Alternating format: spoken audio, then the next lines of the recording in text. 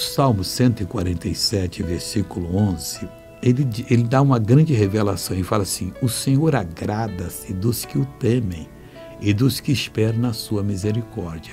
Se você é uma pessoa que não teme a Deus, você está com falta de juízo. Porque Deus tem que ser respeitado, Ele é o Criador de todas as coisas. Ele é um ser poderosíssimo, mas também gosta de ter a minha comunhão comigo e com você. Ele é bom desse jeito, Ele é amigo mesmo, Ele faz maravilhas por nós. Então o Senhor agrada-se dos que o temem e dos que esperam na sua misericórdia.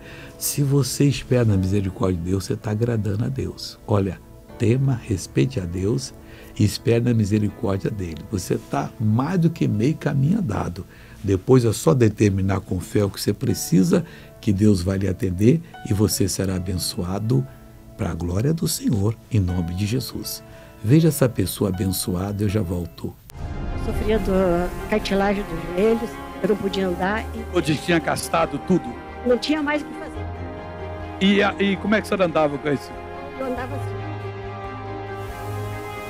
Ia marcando passo devagar? E parava. Daí parava. Aí não ia nem para frente. Agora anda normal?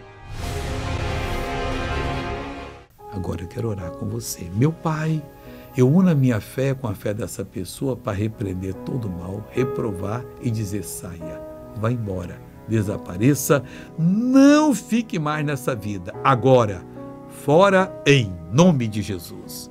Deus abençoe.